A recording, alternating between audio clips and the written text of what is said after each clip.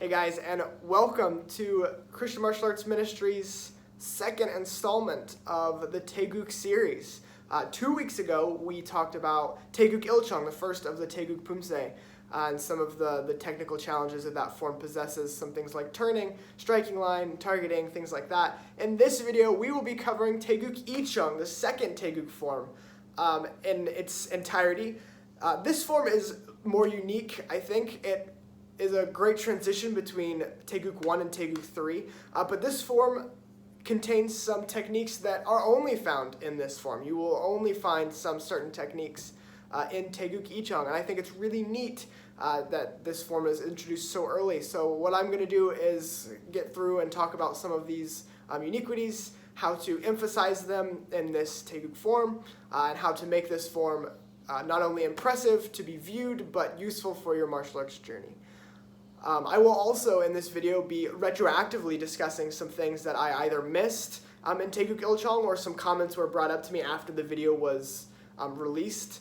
And also, if you have made it to the point of Tae Geuk El Chong, if you have advanced to this stage, some things that you can look back on to help improve your Tae Geuk El Chong. So first bit will be, I'll just talk a little bit very briefly about Tae Geuk El Chong, some things that I'd like to see improved now that you've made it to this level. And then, of course, we will do the entirety of Tae Geuk El Chong.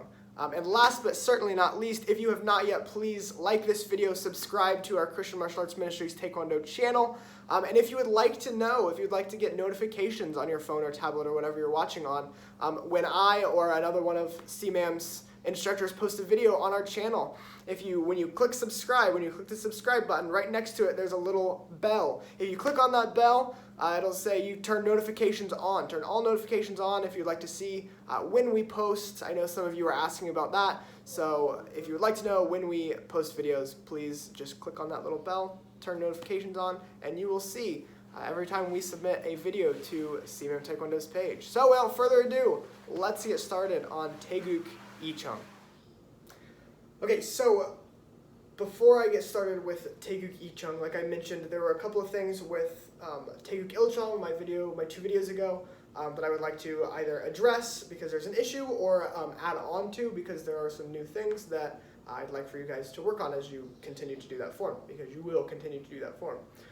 First thing is, someone pointed out to me that in the third T of my full speed walkthrough of the form, the first bar of the third T, one of my walking stances was not quite walking. It was a bit longer than the others. The back leg was starting to get a little straight, just kind of a sloppy walking stance. Please make sure that on all of your odd numbered bars, that would be all of the bars that go sideways, you are in walking stances. Always, always, always, those side bars in Tae Geuk El Chong are walking stances. The only time there are square stances, there's 4 of them. They're on the even numbered bars coming up the front and down the back. Those are the only times you should ever bend the back leg and have a square stance. So please make sure that your stances are distinct, because mine were not in that full speed walkthrough. Thank you to who pointed that out to me. I appreciate you keeping an eye on that, because I would like to be in my top shape, and I hope that you guys feel the same way. So thank you for pointing that out to me.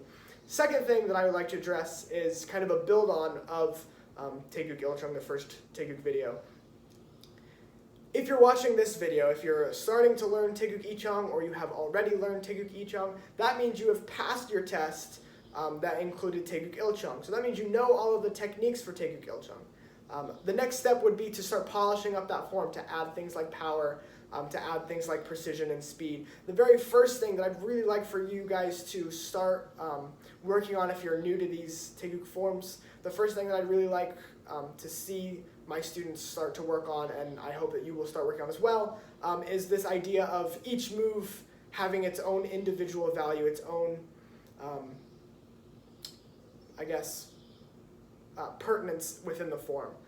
It's really easy in combinations to assign high amounts of importance to one technique and then take away importance from another technique. In some combinations, especially in Tae Geuk El Chong, the kicks are really highlighted in the third T. That doesn't mean the high block and the punch are not important techniques. So the one thing that I would suggest to you is that you make sure that each move is important. How do you do that? the best advice I could give is to give a pause between each of your techniques.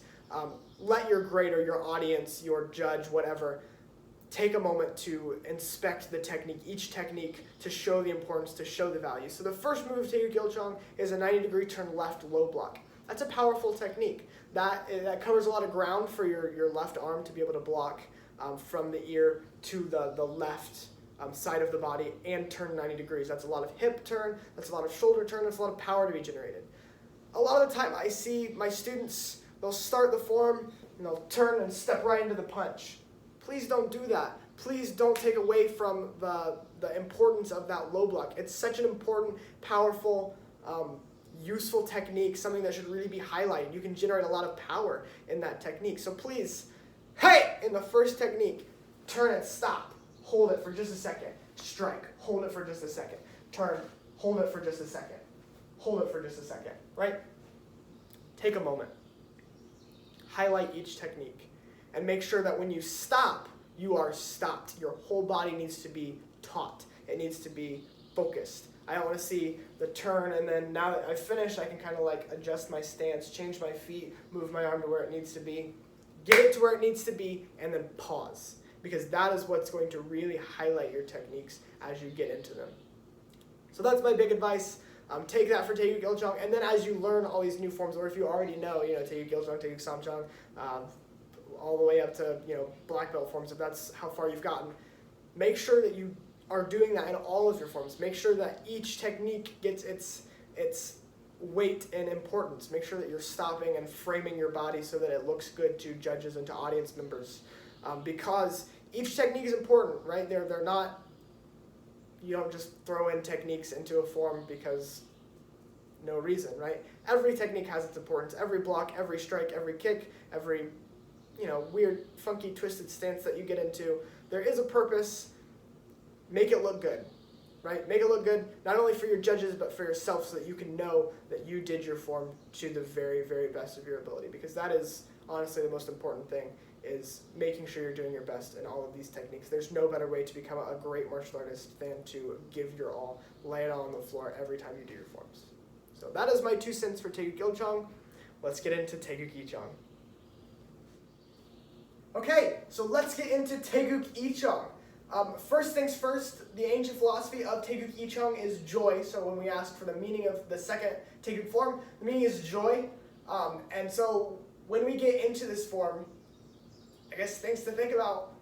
Be happy. You've made it past the first form, you're getting into the second. Or perhaps you started from the top, you're almost done. So be happy as you go through this form. Think about these happy thoughts so that you can get through this form with the power and speed of someone who is just elated. Let's get right into it. Tae Geuk Il Chong begins similarly to Tae Geuk El Chong with the same jiek, kunye, attention and bow, and then chumbi. Hey! The first technique is identical to Tae Geuk El Chong. We're going to turn to the left into this low block technique. Once again, this is a powerful technique, so please let it be powerful. Let it have its moment. The next technique is a little different. This is where one of the differences lie, and this is something I'm going to talk a lot about here right at the beginning. This next technique is a square stance. You're going to step into a square stance to do your midsection punch, as opposed to Tae Geuk El Chong, which is a shorter step. Not a lot of forward movement, not a lot of speed can be given. This next technique from the low block is a square stance midsection punch, right? With that square stance, you've got more forward momentum, you've got more ability, you've got more time to increase speed. So please do that. Please take advantage of that technique. Low block, midsection punch. You can really get a lot of speed and power into this technique due to its stance change, due to the nature of this stance. So one more time from the beginning. Hey! Okay, we'll turn and do the same thing going the other direction. Similar turn in Tae Geuk Il Chong. Hopefully by this point you've mastered this type of turning from Tae Geuk El Chong. If not, that's okay. Keep working on that slide transitional change. Again, another large step. Here we're going to come up the front with a walking stance inside block. A lot of the times when I see inside blocks, because this is one of the first times that you're going to be doing a lot of inside blocking in this form. You've got it in Tae Geuk El Chong, but here it's a little different. The transition change is kind of not the same, and you're going to be doing 2 in a row. So make sure that when you come from this punch, right, which I'm sorry, it's going to be the other way, this punch, you want both hands to be active for this inside block, right? Both hands active. One more time, both hands active, right? And this is, we're in a walking stance right here. I've got something in my pants, I apologize. Walking stance, I apologize for the camera angle and the way this is set up. It's not ideal, I'm kind of low on space at this point. But you want both knees bent, short stance, inside block. We're gonna turn to the left, which is again different than the way we do Tae Geuk El Chong. We're gonna turn to the left, another low block. Again, this is powerful. It needs to be done with power. We're gonna get a front snap kick. Aim for the nose, aim for the chest, whatever you're comfortable with. Let's target for the nose though for this front snap kick. And then a square stance. So before I talked about making sure that your front snap kick had the rechamber so you could set it down nicely.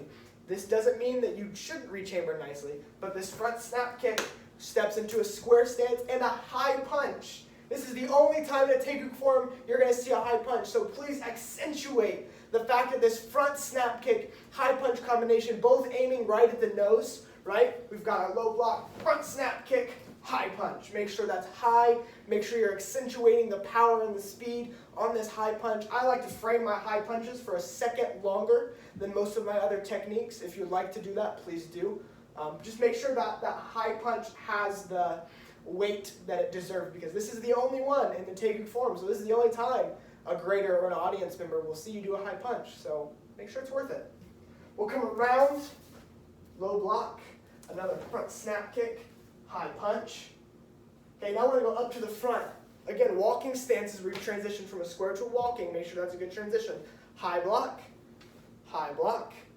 Now we're going to turn. This turn is kind of tricky. It's a 270-degree turn, and we're going to be using the same hand that we're blocking with now. I think that makes it a little easier. Some people think it makes it a little harder. We're going to come up. We're going to do another inside block. So both hands are going to come to the ear as we turn. So from here, both hands, this back leg is going to do like a tas de sol, but instead of going straight across, it's going to step up at a forward angle, a 45-degree angle to your right side. It'll come all the way around, and we're going to pivot as both our hands come up. Pivot, pivot, pivot, and inside block. Another inside block. This time we're moving towards the right, right? So inside block. Now we're going to do the tas de sol. Inside block. Boom, right here. Now we're going to go back down the back, again with walking stances. This is a time where people start to slur movements. I talked about in my assessment of Tae Geuk El Chong, making sure that you're not slurring techniques. This is a great time to practice not slurring techniques.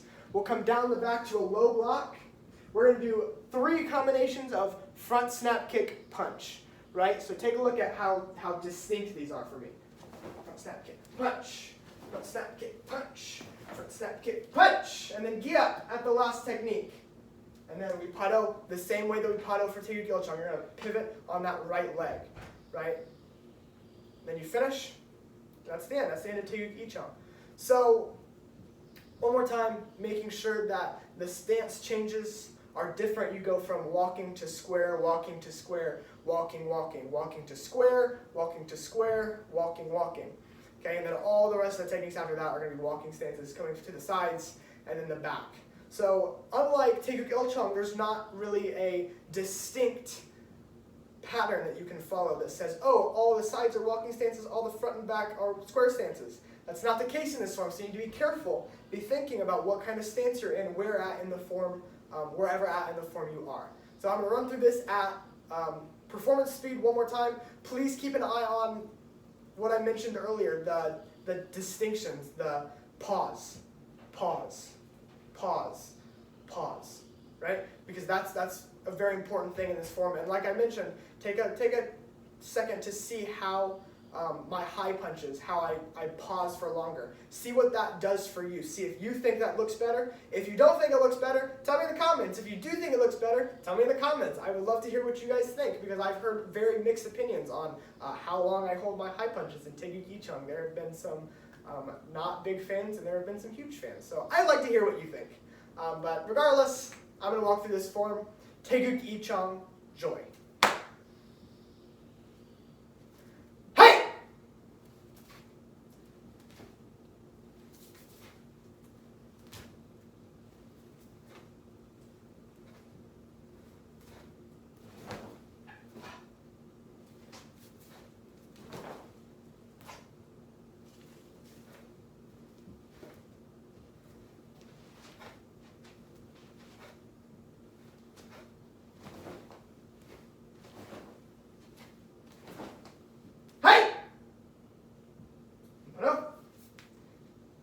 that is Tae Geuk El Chong.